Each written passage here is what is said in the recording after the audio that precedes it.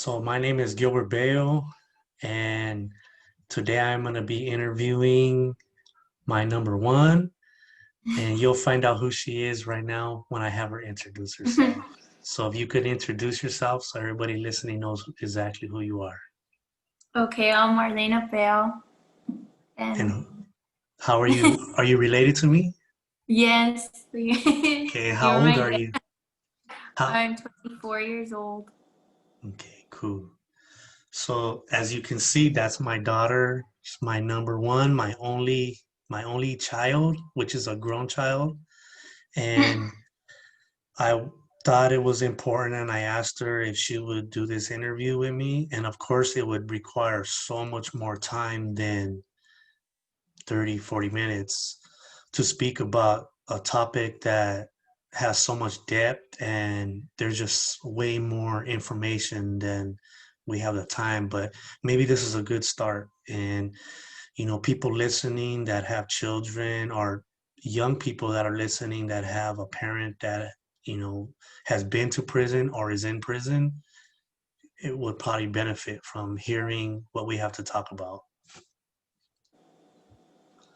So, after spending 21 years in prison, I've basically been out for a year and 1 month. Today's Christmas Day, and I got to spend, my first Christmas with my daughter Marlena since she was 2 years old. And as she told you, she's 24. But today she came to hang out with me after I worked all morning. But we cooked today, we made dinner together, and, I'm having just one of the best times of my life today.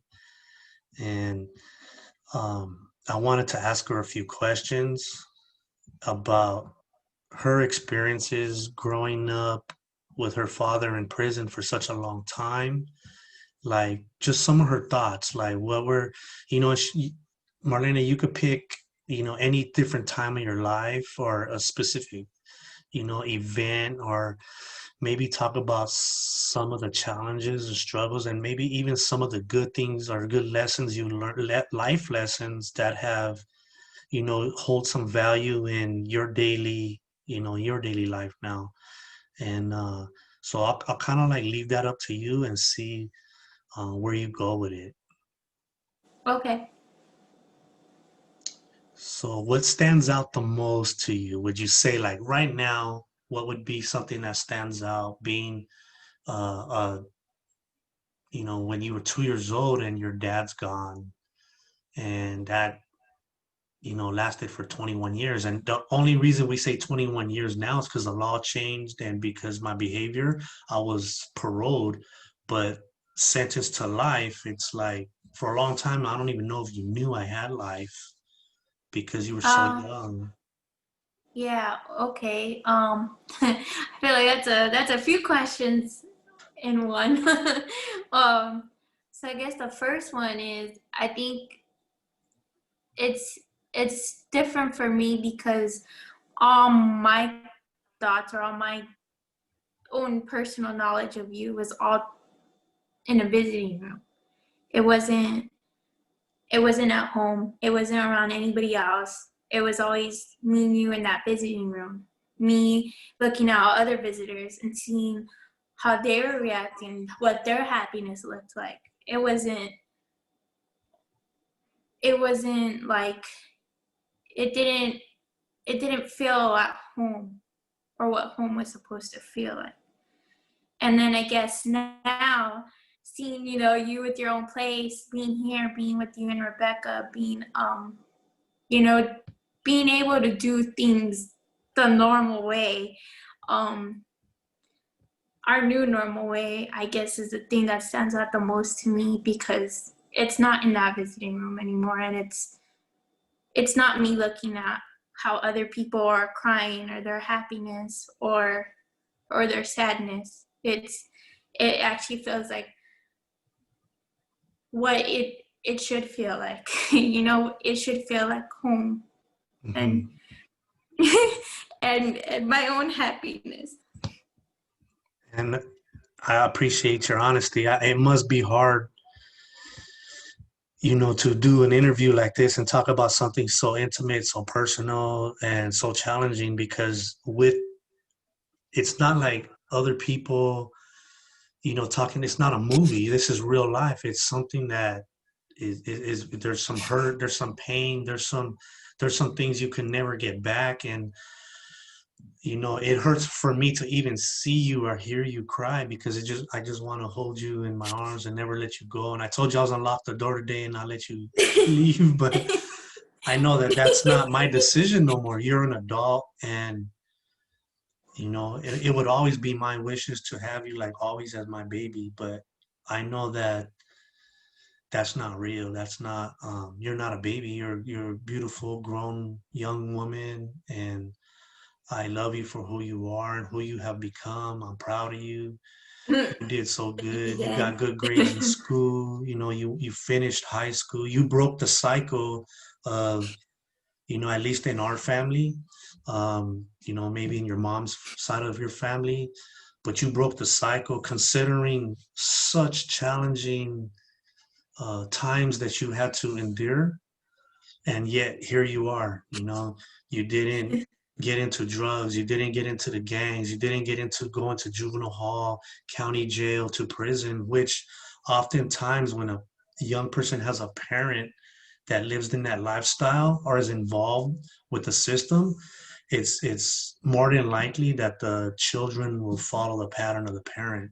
And obviously you have found some kind of way to work through that, and here you are. You how did you do that? um well, growing up in East LA, um there's a huge sense of community, and I think that really saved me. I mean, yeah, of course there's still a gang life, there's still other subcultures, of course, like that are just as as dominant, in that community, but I think with every community there's good and bad, and I tried to find anything that I could think of that was the best way that could help me. And I think school was a big part of it.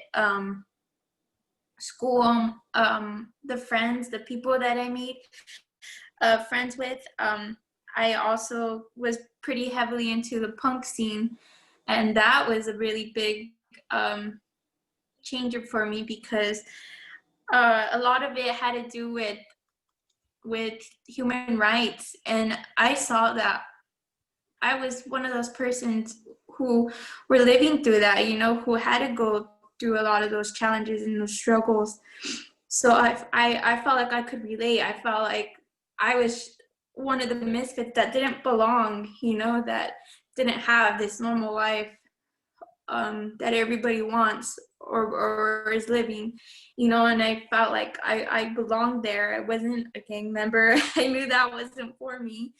But I knew that through music and, through making those friendships, through being part of that community, through protesting, through going to school and finding clubs that that could help me, use my voice and this power that I kind of took back as my own to help me and make me feel like I could keep going, that I had something, to show the world that I wasn't just going to sit back and just let, all these bad circumstances take control. Or define who you really are? And that's the beauty, like your social consciousness, your development.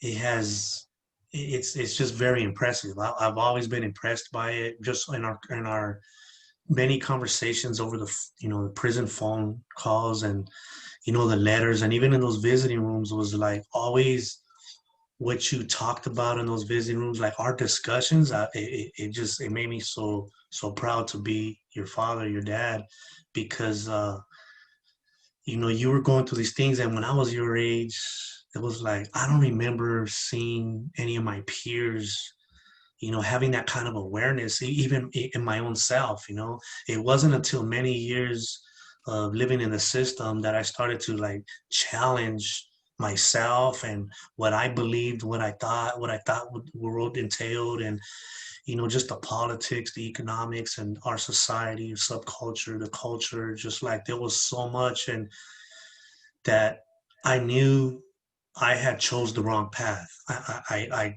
pretty much figured that out. So when I seen you come to that conclusion so much more faster than me, I was like, wow, this is gonna be good because you are your own person to make your own decisions, and here it is, like you chose to take that on, those challenges, and like really involve yourself. So I remember in August 29th, after just a couple few months ago, me and you got to march in the 50-year Chicano moratorium.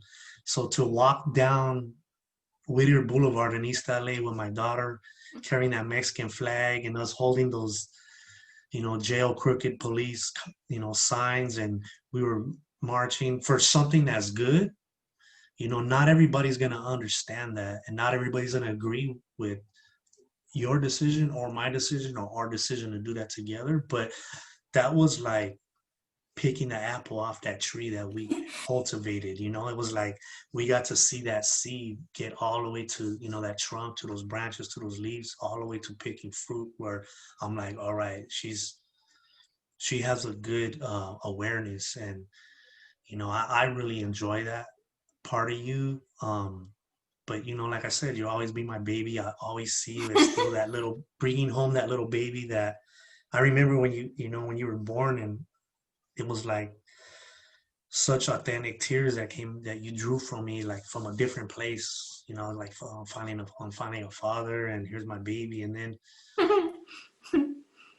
I got to name you, and I always had you sleeping with me, and then all of a sudden it was like that was gone. And for 21 years, I knew I had to figure out a way to get back to you, back in your life. And I know I've told you thousands of times in letters and phone calls and visiting rooms, and how much I apologize for, because I take responsibility for the choices I make, because it caused this separation, and taking me out of your life. And that was always something that I lived with when I was in there. And I'm just happy that today that I don't have to live like that no more. I have you. I don't have you all the way 100 exactly where I want you every day, because I know there's so much more we can do together. Like, just there's many people going to listen to this. There's many, hopefully children, man, are going to be able to watch this, and at least get a little idea of, the truth. It's not what Yeah, you see on TV. It's not what read in a book. It's this is real right here. yeah, definitely.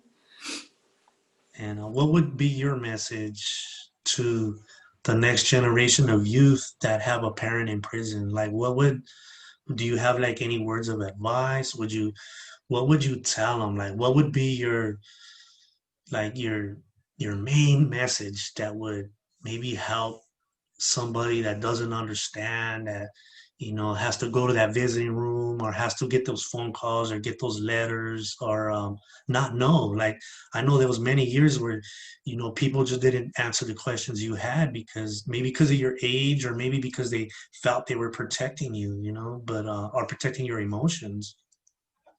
Um, I would say that, yeah, you're right. I didn't know the truth for a long time, and it felt like everyone was giving me the runaround all the time. Every time I'd ask, why were you there? What's going on? What's happening?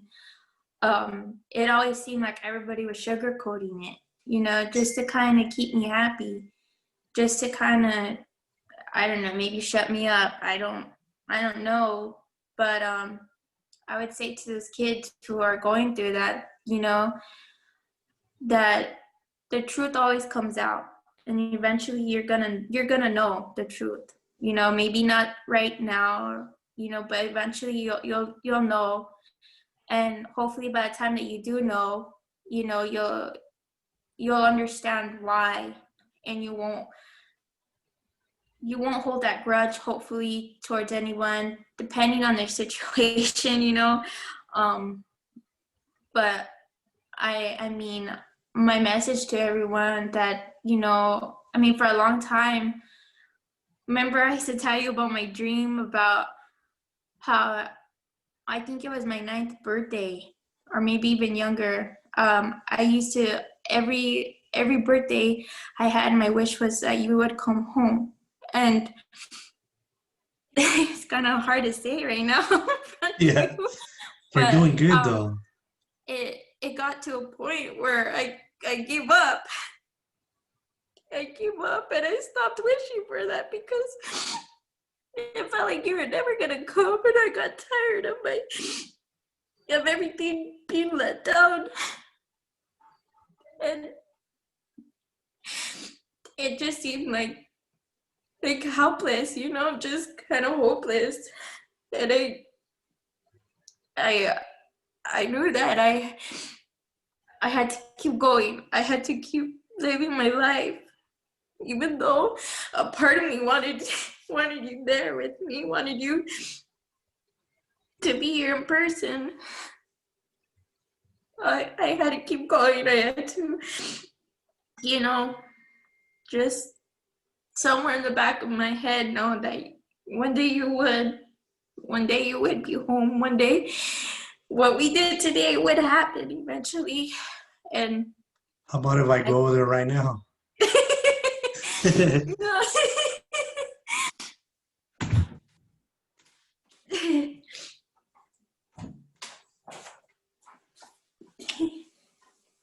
And And now, then here he is. and now it's real, right? Yeah, now it's real. But I can't focus when you're right here. Now it's hard. Okay. But yeah. I'll wait till he gets back. I'm back. Okay. What was I saying? But yeah, I eventually had to just kind of stay strong and just keep going on, you know, because I I guess, you know, as you grow older, you kind of just know that it doesn't really feel like Santa Claus anymore, kind of thing, you know, Yeah. where it's kind of like that feeling when you find out he's real. It's kind of like you kind of just stop wishing. You kind Mhm. of just know that somewhere in your heart that it'll happen, just maybe not right now. And that's kind of what I had to go through. Um, but I do have one thing is that, you know, with that being said, nothing lasts forever, you know, even with the bad things, you know. Um, my mom used to tell me that my grandpa would tell her, this too shall pass. And I mean, I know that's a really religious saying, and I mean, I'm not super religious, but that saying is actually very helpful because that's kind of what I had. That's kind of the mentality I had. It was like, this will pass. Eventually, even the bad things, they pass. You know, not everything lasts forever when you're hurting like that. And I knew that one day it would be okay again. What about getting help like counseling or therapy or Um, having a mentor or something? so I didn't have a mentor most of my life. I kind of learned all through all the don'ts you do, you don't do in life. And I kind of just saw, you know, things that didn't work for everyone else. I was like, well, if that's not working for them, then that means it's probably not going to work for me. Um, and then as I got into college, I had a lot of really good, honest professors, and they kind of changed my mind on that. And they kind of taught me, like, you know, sometimes you have to learn the hard way, you know. And that also helped me kind of see things differently. Didn't really have that grudge toward you or toward mom. It kind of helped me see things as, you know, people make mistakes, people are human, people, you know, it it's life. Things happen, and you can't always keep track or keep in control of the things going around or the things you're doing. Sometimes it just happens, and you just gotta learn that way. And that's kind of how I was, and that I had to go through too. Um, but I know that I did have a lot of good with my professors. They did help me a lot. They did get me resources, and um, with therapy, I didn't start getting therapy until recently. And now I'm able, yeah, I still cry because these are obviously traumatic experiences. But I'm able now to talk about them more and more honestly, even if they hurt other people or if I see other people crying or mad, like you said, not everyone's going to agree with what we're saying right now, Mhm. but this is just what I went through and what you went through. So it's helped me, and this is all I can say. Okay. On Well, you that. said a lot, and I know there's so much more, like I was saying earlier in the beginning, but today was a good day, picking you up and having you drive my car, my lowered car, and having you scrape it up going up the going, going up the driveway. But I don't care. It's just material things. Me being in the car and being next to you and watching you drive and watching you cook today and me eating food that you cooked is a lot different than walking to a chow hall and eating food where there's no love poured into it. And I know that you did your best today, and it was the best fettuccine I ever ate. And sitting at a dinner table finally, it was like I finally got to sit at my place at the table and where my daughter has her place, and I enjoyed that, and I've been looking forward to it for so long. And there's so much more that I dreamt of, and I do remember your dream telling me, that I come and knock on your door, and you come and answer the door, and it's me coming home. And I was like, I would love to do that, surprise her, but I wasn't able to do that because of the nature of one day I have life, the next day I'm going home on Thanksgiving Day, and you Yeah. flew out here all the way from Colorado and drove in the car for what 7 hours to come pick me up. Yeah. And I remember you whispering in my ear like, "Dad, you owe me for this one." So you know what I'm talking about. But I'm proud of you. I'm proud of the person you are. I'm proud to be your dad, and I love you. And I look forward to us maybe doing this again because I really think that some people need to hear what somebody, what you've been through with somebody that's walked in your shoes. And because there's Yeah. so many people in your shoes right now. Yeah, I did want to say, I also think that a lot of the things that I experienced with you gone, physically, um, I also gained a lot of it emotionally, which was also something that I didn't have.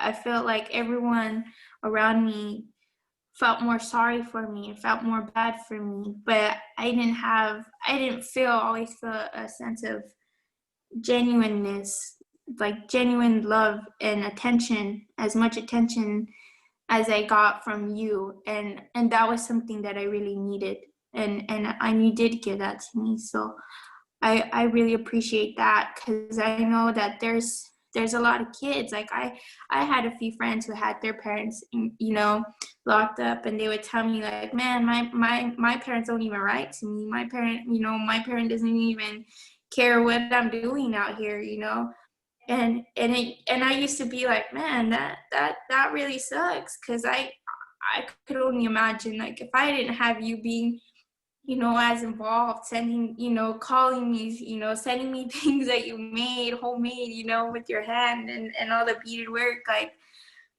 um, it would just hurt, because I needed that, especially during those really dark times when I felt alone.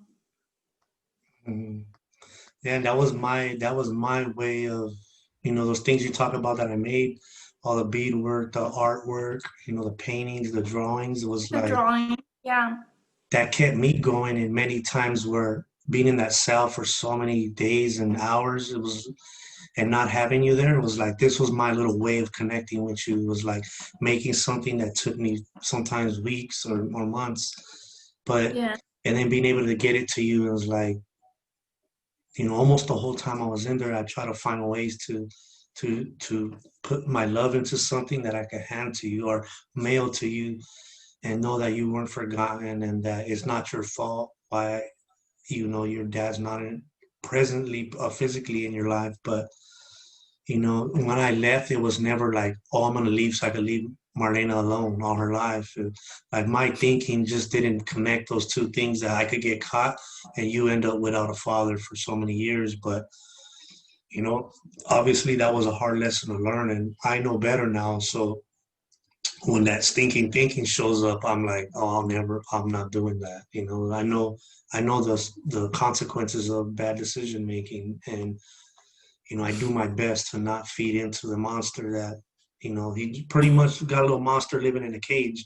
But today I got the key, and I keep him on check.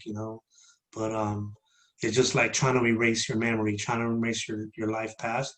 It just don't work that way. So it'll always be there, but he's an old man in a cage now. No monster. But I love you, Princess, and Me I'll too, always Dad. love you more than all the stars in the sky, like I told you for many years. Yeah, me Okay. too. All Okay. right. So I'm gonna end this now and thank everybody for giving us a chance to express some hard things to talk about. Yeah, All right. definitely. Bye bye.